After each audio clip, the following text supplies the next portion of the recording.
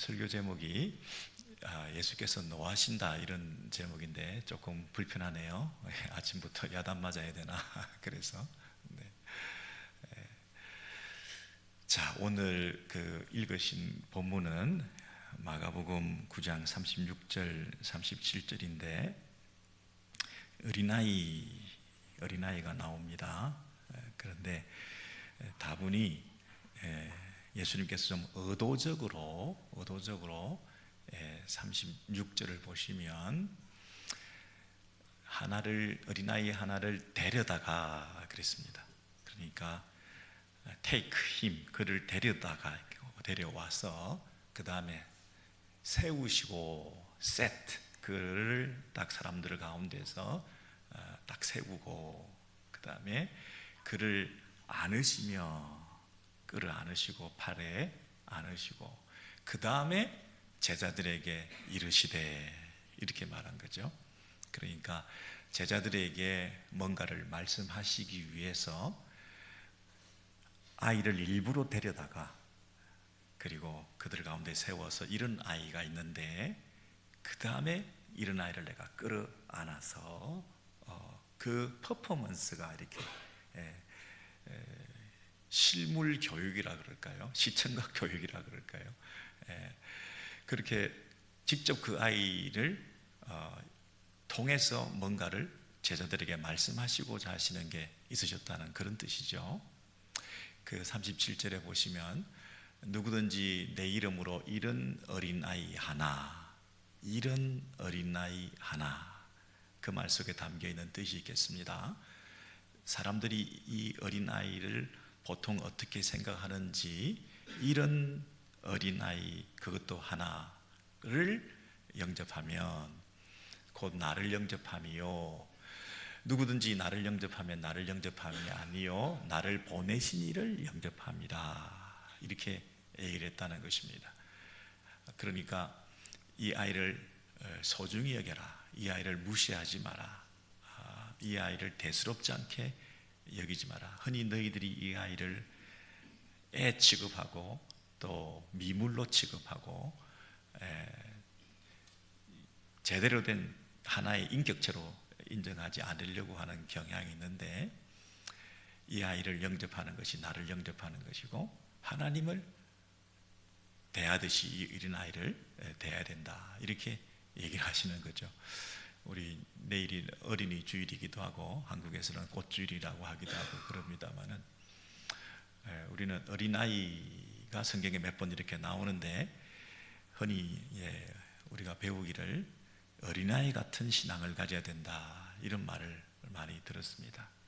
그래서 어린아이 같은 신앙이 뭘까? 어린이를 본받아야 된다 하는 그런 일반적인 어린이는 어른들의 스승이다 라든가 하는 그 어린아이의 순진하고 천진난만하고 순수하고 그런 맑고 이런 것을 우리가 본받을 필요도 물론 있을 것입니다. 그런데 그 어린아이 같은 신앙 그러면 어린아이 같은 해맑은 그런 순진한 그런 신앙 그것이 우리에게 필요하다 하는 것도 일리가 있는 말입니다.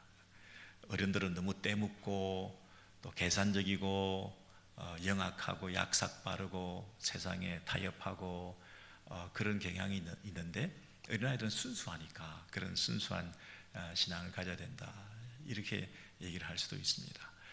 그런데 이제 그러다 보면 좀 질문이 많다든가 또 의심하고 따지기를 좋아한다거나 좀 까다로운 그런 어떤 성격의 수준의 그런 스타일의 신앙생활 하는 사람들에 대해서 어린아이 같은 신앙을 가지라 그랬는데 왜 그렇게 잘 못 믿냐라고 책망할 때 이런 얘기들을 또한 쓰기도 하는 경우도 있습니다. 그런데 과연 성경에서 어린아이 같은 신앙을 가지라 하는 것이 그저 뭐 순진하고 그런 단순하고 그런 것만을 말하는 것 같지는 않은데 오늘 이 본문 속에서 그 어린아이를 예수님께서 이렇게 귀하게 여기고 이 어린아이 같이 되어야 된다. 이 어린아이를 영접하는 것이 나를 영접하는 거다라고 얘기할 때 그 분위기가 지금 쭉 흔히 교회에서 이전부터 우리가 배워왔던 그런 방식의 어린아이 개념과는 좀 다른 느낌입니다. 왜냐하면 그 말씀을 하시기 이전에 어떤 배경이냐 하면 마가복음 9장 그 앞에 이 어린아이 얘기를 하시기 전에 어떤 배경에서 이 말씀을 하셨냐 하면 34절에 길에서 서로 제자들이 누가 크냐라고 서로 논쟁을 했다는 것입니다. 서로 막 노골적으로 다투어서 얘기를 하는 걸 예수께서 보고 계시다가 이제 누가 크냐, 왜 싸웠냐 이렇게 예수님께서 물어봤을 때 그들이 조용히 말도 못하고 있었는데요. 왜 그들 사이에 서로 크냐 이 쟁론이 생겼겠습니까? 영의정을 하겠다, 좌의정을 하겠다, 오른편에 앉겠다, 왼편에 앉겠다. 예수님이 등극을 하시고 왕좌에 앉으시면 자기도 한자리 하겠다 하는 그런 세상적인 욕망이 꿈틀거려 가지고 자기들끼리 서열 싸움을 하고 있었던 거죠. 그런데 예수님께서 그들에게 이렇게 말합니다. 12 제자를 불러서 이르시되 누구든지 첫째가 되고자 하면 모든 사람의 끝이 되고 라스트 오브 올, 모든 사람 중에 마지막이 되고 모든 사람을 섬기는 자가 되어야 한다. Servant of all, 모든 사람의 종이 되어야 된다. 끝이 되어야 되고 모든 사람을 섬기는 종이 되어야 된다. 이렇게 얘기를 하셨다는 겁니다. 그러면 12 제자들이 그동안 서로 누가 1등이냐 누가 2등이냐 이런 다툼을 하고 있었는데요. 여러분, 이 서열 다툼, 순위 경쟁, 랭킹 싸움을 하는 것들은 흔히 사람들은 누구나 그렇게 하게 됩니다. 세상에서나 그런 걸 하지 교회 안에서는 그런 걸 할 리가 없다 이렇게 생각할지 모르지만 우리 안에도 은근히 그런 게 있습니다. 내가 제일 낫다, 내가 1등이다. 은근히 옆에서 부추기기도 합니다. 저 사람이 없이는 아무것도 안 된다. 저 사람이 저 방면에는 1등이다. 여러분, 우리가 스스로 자위합니다. 내가 스스로 내가 이 방면에서는, 이 교회에서는 내가 제일 낫다. 이런 거, 심지어 외모를 따지면서 이쁘다, 제일 이쁘다 이런 거는 둘째라 치더라도 신앙적인 영역에 있어서도 내가 성경을 제일 많이 한다, 내가 찬송을 제일 잘한다, 내가 기도를 제일 오래 한다. 여러분, 우리 교회 제일 내가 오래 다녔다, 나는 미국에 온 지 제일 오래되었다. 여러분, 하다못해 나이를 내세우면서 내가 나이가 제일 많다, 나보다 더 연장자 있으면 나와봐라. 여러분, 우리가 별의별 걸 가지고 다 자기를 스스로 위로하고 존재감을 우리가 가지려고 그러고 내가 칭찬받고 그러는 가운데서 자기의 사는 이유가 발견되기도 하고 그런 어텐션을 받고 자기 존재감을 느낄 때 내 신앙생활도 즐겁고 교회 올 이유도 있고 교회생활, 신앙생활이 즐겁기도 하고 그런 거 아니겠습니까? 도무지 인정해 주지 않는다, 내가 꼴찌다 이러면 교회 오고 싶겠습니까? 자존감도 낮아지고 인정도 안 해주고 늘 하대받는 느낌이고 그랬을 때 우리의 마음이 그렇게 불편할 거 아니겠습니까? 제자들도 마찬가지죠. 내가 최고다, 이 방면에서는 내가 가장 뛰어나다. 그것이 자신들을 자신 사역의 보람도 느끼는 것이고, 그동안 예수님을 따라다녔던 12 제자들이 자기들의 그 이너서클 안에서 12명이라고 하는 이 측근 친위 부대 가신 그룹 안에서 누리는 혜택도 있었을 뿐만 아니라 그 12명 안에서도, 그래도 그 안에서도 두세 사람만 모여도 이 서열, 등급, 계급 이런 것들이 우리 안에서 꿈틀거리기 마련이거든요. 내가 11조 제일 많이 한다더라, 내가 이 성경도 제일 많이 읽었다. 이번에 여러분 옛날에 막대 그래프를 그려놓고 교회 안에도 이 교회 담 옆에다가 벽에다가 이름 쓰고 또 순모임별로 정해놓고, 그래서 어느 순에서 제일 전도 많이 했고 이런 이 순위 경쟁을 시켜서 그걸 통해서 우리의 이 동기부여를 시킴으로 헌신을 하게 만들고 이 교회에다가 열심을 쏟게 만들고 하는 그런 방식으로 얼마든지 사역이나 목회나 또 여러분의 신앙생활의 그 어떤 수준을 평가하고 점검하고 그것을 상급받는 기준으로 삼고 그런 방식으로도 얼마나 우리가 살아갈 수가 있는데, 과연 그것이 예수님께서 지금 말씀하시는 그런 의미일까? 오히려 오늘 말씀해 보니까 네가 꼴찌다. 교회 안에서 천국의 원리로 볼 때 첫째가 되고자 하면 모든 사람의 끝이 돼야 된다. 네가 대접받으려고 그러면 가장 낮은 곳에서 종으로 모든 사람을 섬겨야 된다. 이렇게 얘기를 하는 이 원리가 과연 오늘날 현대교회 안에, 우리 교회 안에 잘 적용되고 실천되고 실현되는 원리일까요? 그냥 교회에서 뭐 그냥 그렇게 하는 얘기고 실제로는 이게 참 어렵습니다. 그죠? 자, 그 당시에 12명이 있습니다. 그 12명이 누가 1등이고 누가 2등이고 누가 12등이 될까요? 서로 예수님을 제일 먼저 따라왔던 사람이 그 기준으로 볼 때 누가 제일 먼저 들어왔냐, 제일 마지막으로 들어왔냐, 그 순위를 매길 수도 있었을 것이고, 연장자 순서로 매길 수도 있고, 공헌도 순위로 매길 수도 있을 것이고, 그 사람들로부터 명예와 칭찬과 인정을 받고 전도를 많이 한 그런 영향력일 수도 있고, 예수님의 측근에서 가장 사랑을 받는, 예수님이 가장 마음을 두고 있는 사람이 누군가에 따라서 정할 수도 있고, 뭐 다양한 방식으로 누가 더 높냐, 누가 더 크냐 이런 얘기를 할 수 있을 거거든요. 나는 이 방면에서는 내가 제일 크다. 너는 그 방면에서 자꾸 주장하는데 사실은 이게 더 중요하지 않냐, 뭐 다양한 그런 싸움이, 논쟁이 자기들끼리 붙었지 않았겠습니까? 결론이 금방 났으면 1등부터 12등까지 쫙 정했을 텐데 결론이 안 나니까 서로 싸우고 있었을 거 아니겠습니까?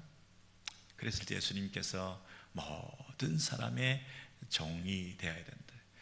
여러분, 빌립보서에 보면 나보다 남을 낮게 여기고 할 때, 낮게 여기고 할 때 그 앞에 무슨 단어가 붙습니까?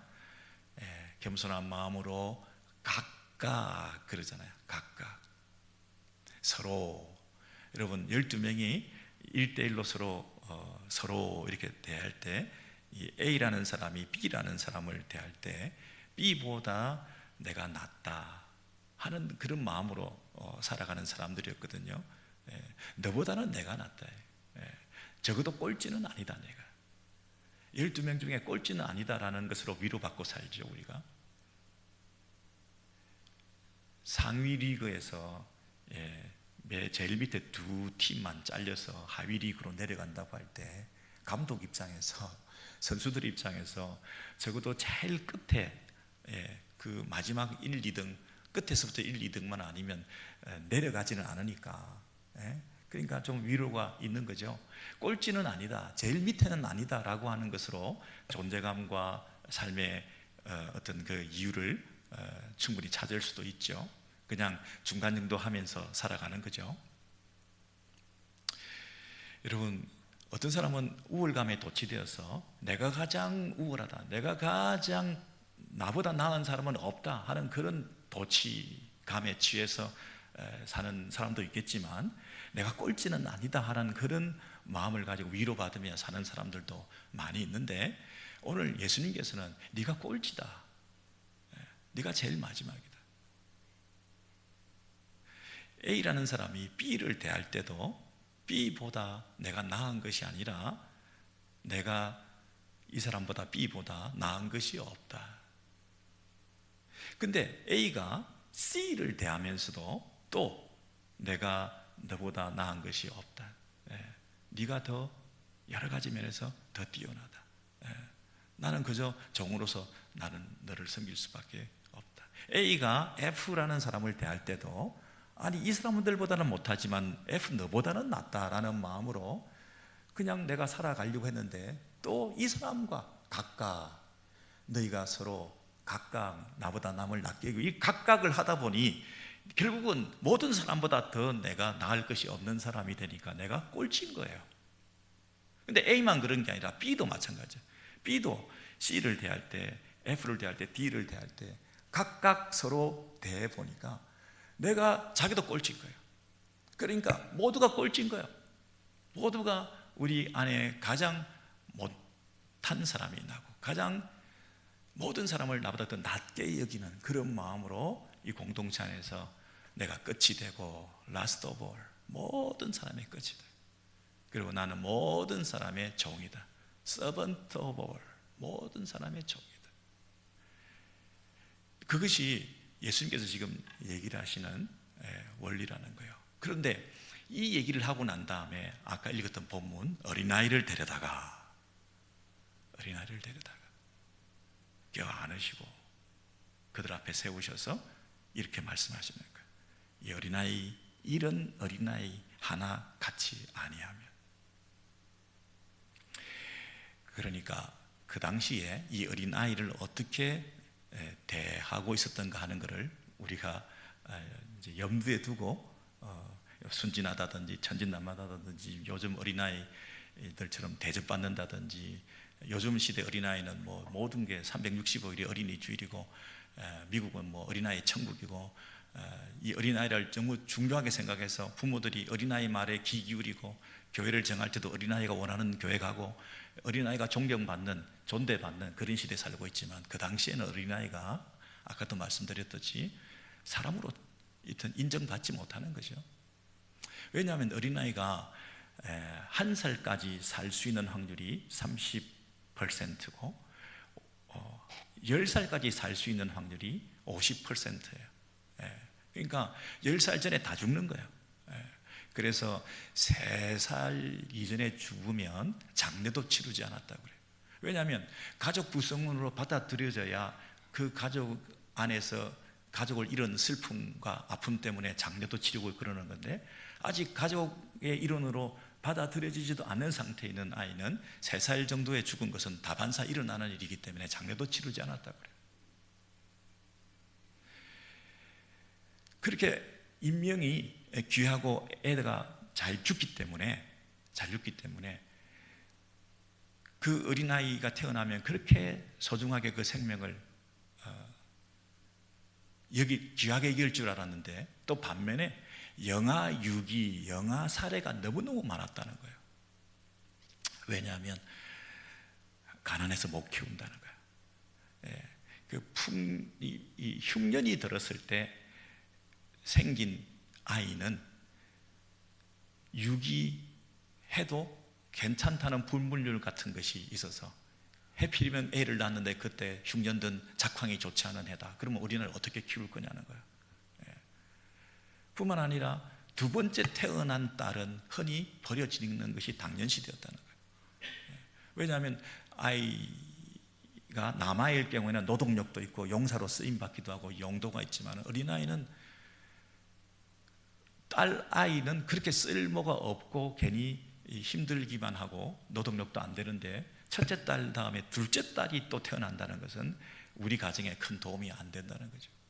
가난하고 성별 문제 있고 또 은근히 유산에 문제가 있다든지 또 태어날 때 좀 잘못 태어났다든지 하는 것은 다반사로 버려지고 유기되는 그런 상황에 놓인 아이들이 너무너무 많았다는 거예요. 그래서 버려진 아이, 길바닥에 있는 아이, 이런 상태에 있는데, 그런 어린아이를 데려다가 테이크, 그리고 들어 올려, 여기서 들어 올려, 껴안고 하는 단어가 이 마가복음에만 쓰여 있는 특별한 단어인데, 그 당시에 데려다가 끌어올려 가슴에 안고, 이 모습이 상징적으로 입양을 뜻했다고 그래요. 버려진, 다반사로 길바닥에 온데 버려져 있는 어린아이들, 그런 어린아이를 데려다가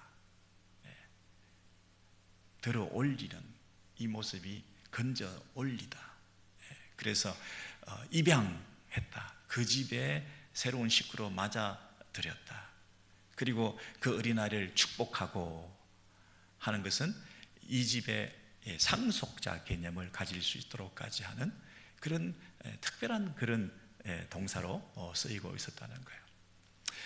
예수님께서 이 어린아이와 같이 하지 아니하면 그 말 속에 담겨 있는 것은 뭐냐면, 그렇게 세상에서는 사람 취급받지 못하고 비인격적으로 대하고 물건처럼 대하고 그리고 이미 버려져 있고 하는 그런 어린아이들, 그 어린아이들, 그러니까 그 어린아이들보다 못한 사람은 없다고 생각하는 너희들에게 가장 너희들보다 못하다고 생각하는 그 어린아이를 영접하는 것이 하나님을 영접하는 것이고, 공동체에 그런 사람을 품어내는 것이 바로 우리들이 실현하고자 하는 천국의 모습이다.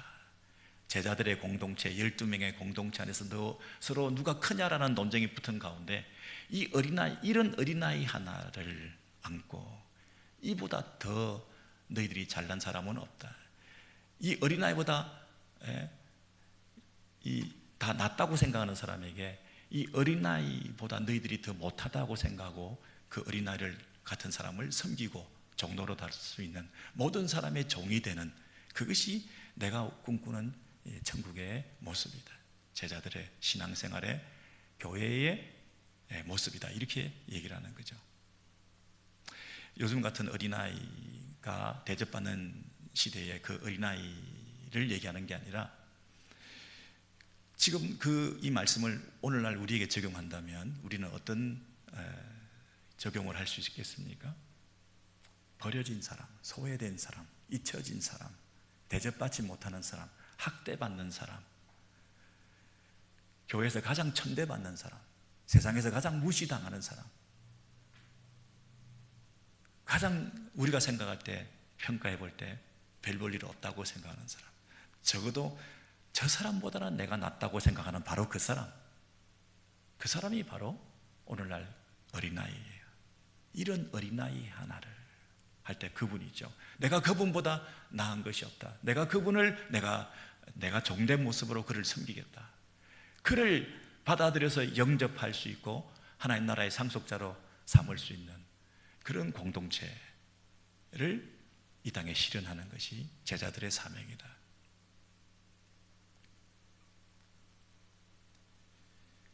우리 교회는 어떤 수준 이상, 어떤 외모나 생활 수준이나 학력이나 미국에 오셔서 안정된 모습이나 그런 여러 가지를 비교해 볼 때 상식 이상의 사람들, 수준 이상의 사람들이 모여서 참 아름다운 공동체를 이루고 있다.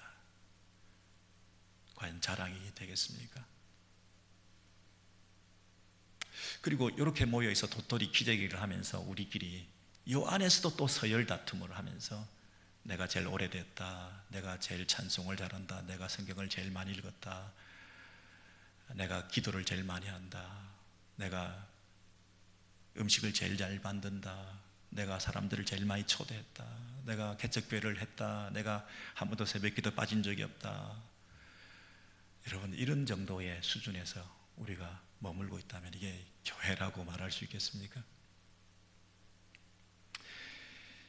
이 얘기를 하고 난 다음에 예수님께서 그 다음에 넘어보시면 바로 오늘 본문 이후에 38절 이후에 보시면 요한이라는 제자가 예수님께 이렇게 말합니다. 선생님, 우리를 따르지 않는 어떤 자가 주의 이름으로 귀신을 내쫓는 것을 우리가 보고 우리를 따르지 아니함으로 금하였나이다. 이렇게 자랑스럽게 얘기를 했습니다. 여러분, 지금 이게 무슨 말이냐면 지금까지는 제자들 12명 그룹 내에서 랭킹 싸움을 하면서 서열 다툼을 하고 있었다고 한다면 여러분 앞에 보십시오. 오늘 이 38절 이후에는 이 12명 바깥에 있는 사람들 중에서 지금 우리 그룹에 속하지 않은 이 이너 서클에 있지 않은 어떤 자가 예수를 믿기는 믿는데 주의 이름으로 사역을 하긴 하는데 그가 귀신을 내쫓는 역사가 나타났다는 것을 우리가 보고 지금 우리 그룹이 아닌데 12명 제자 그룹이 아닌데 함부로 저런 일을 하는 것이 위험하기 때문에 하지 마라 이렇게 금하였다. 그러니까 잘했지요. 참 잘했지요. 예수님한테 칭찬을 받기 위해서 요한이 이렇게 얘기를 했는데, 예수님께서 뭐라고 얘기했습니까? 금하지 마라. 내 이름을 어떡하여 예수 이름으로 이런 일을 행했다고 할 때 그것을 왜 함부로 금하느냐? 우리와 적이 아니지 않느냐? 우리를 반대하지 않으면 다 우리를 위하는 자인데 왜 이렇게 배타적인 태도를 취하느냐? 누구든지 너희가 그리스도에게 속한 자라 하여 물 한 그릇이라도 주면 내가 진실로 너희에게 이르노니 그가 결코 상을 잃지 아니하리라. 누구든지 이 작은 자, 나를 믿는 이 작은 자를 하나라도 실족하게 하면 연자 맷돌에 메어서 바다에 던지는 게 낫다. 여러분, 여기 나오는 이 소자, 작은 자 하나, 이것이 아까 어린아이 하나와 연결되는 거죠. 그래서 단순히 어린이 주일에 애기들을 뭐 어쩌라 이런 수준의 얘기를 하는 게 아니라 우리가 사람들을 대하는 태도와 교회 공동체의 구성원들이 누가 될 것이냐, 그리고 우리의 사역이나 우리의 신앙이나 우리의 삶의 모습에서 다른 사람들을, 교회 밖에 있는 사람들을 어떻게 대접하고 어떻게 받아들이고 어떻게 섬기고 해야 될 부분에 대해서 쭉 얘기를 하고 계시는 거 아니겠습니까? 지금까지는 교회 내에서 너희들이 랭킹 싸움하는 것에 대해서 책망을 했다고 한다면, 성도들이 우리 교회 밖에 있는 사람들에 대해서 배타적인 태도를 취하는 것에 대해서 그래서는 되지 않는다. 작은 자 하나라도 실족시키지 마라. 작은 자 하나에게 냉수 한 그릇이라도 떠다 주는 것은 나한테 하는 거다. 함부로 대하지 마라. 그러면서 세상과 교회의 관계에 대해서도, 그리고 사역자들끼리의 어떤 경쟁 의식 가운데서도, 또 교회 안에서 성도들끼리의 약간의 그 긴장에 대해서도, 교회 내에서도, 그리고 교회 밖을 향해서 다른 그룹들이, 다른 교회들이, 다른 신앙인들이 가지고 있는 그 모습에 대해서 경시하거나 하대하거나 무시하거나 별거 아닌 걸로 여기거나 우리가 제일 잘하고 있고 우리 교회가 제일 좋은 교회고 하는 그런 태도를 취하거나, 그런 것이 얼마나 소인배 같고 또 얼마나 하나님께서 원하시는 그런 모습이 아니냐 하는 면에서 책망하시면서 예수님께서 이 부분을 쫙 이렇게 설명을 해주셨죠. 이게 9장의 내용이었습니다. 근데 10장에 딱 넘어가자마자 10장 13절에 보시면 사람들이 예수께서 만져주심을 바라고 어린아이를 데리고 오매, 여기 또 한 번 제자들이 배타적인 태도를 취하면서 어린아이들, 하찮은 어린아이들, 버려진 아이들, 별 볼 일 없는 아이들, 성인으로 사람으로 카운트도 되지 않는 아이들, 그 어린아이들을 데리고 와서 예수님께서 만져주시기를, 안아 들어 올려 축복해 주시기를 기대하는데 제자들이 꾸짖어서 그렇게 하지 못하게 하니까 14절에 예수께서 보시고 노하시어 이르시되, 예수님께서 얼마나 화가 나셨으면 노하시어, 여러분 어린아이를 내게 오는 것을 용납하고 금하지 말라, 하나님 나라가 이런 자의 것이니라 하고 쭉 설명을 해주시면서 이 어린아이를 안고 그들 위에 안수하시고 축복하셨다. 그래서 껴안으시고, 마가복음에 쓰여 있는 9장 10장에 쓰여 있는 버려진 아이를 껴안으시고 축복하시는 하나님 나라의 상속자로, 하나님의 백성으로, 이 교회의 구성원으로 들여 오시면서 이보다 못한 사람은 아무도 없다. 이 어린아이 같은 사람을 받아들이고 영접하는 것이 나를 영접하는 것이다. 너희들의 부질없는 그 서열 다툼, 서로 잘난 맛으로 살고 서로 칭찬해주고 당신 없이는 안 돼, 네가 최고야 라는 그런 영혼 없는 격려, 그런 따위 칭찬에 네가 놀아나지 말고 더 종으로 섬겨라. 사람들이 칭찬하고 격려하고 박수 쳐주고 하는 그것에 도취되지 말고 착각하지 마라. 그게 천국이 아니다. 더 종으로 섬겨라. 모든 사람보다 네가 종으로서 모든 사람을 섬기는 자가 돼야 되지, 네가 모든 사람의 이 칭찬이나 존경을 받으려고 하는 그런 이 잘못된 세상적인 이런 모습으로 교회 안에서 그것을 누리려고 하는 그 부끄러운 모습을 제발 좀 깨닫고 회개해라. 근데 9장에서 그렇게 가르쳤는데 10장에서 어린아이가 왔을 때 그걸 거절하는 제자들을 봤을 때 예수님께서 얼마나 마음이 아프셨으면 꾸짖어 놓아주시오. 제발 좀 그렇게 하지 마라. 그게 교회냐? 그게 내 제자냐? 그렇게 가르쳤는데 또 똑같은 짓을 관성적으로 되풀이하는 제자들의 모습을 보시면서 얼마나 화가 나셨습니까? 예수님께서 뭐 히스테리를 부리시고 그냥 노하기를 함부로 하시고 성격이 나쁘셔갖고 막 짜증이나 내시고 그런 분이 아니라, 함부로 노하시는 분이 아니라 천국의 원리에 비춰볼 때, 교회의 모습이라고 하는 그 꿈을 가지고 계실 때 그것이 이루어지지 않는, 그것에 앞장서야 되는 제자들이 그것을 이루어내는데 동력하고 있지 않는 그런 모습이 얼마나 마음 아프셨으면 그 부분에 대해서 이렇게 화를 내셨다, 이렇게 언급하고 있을까요?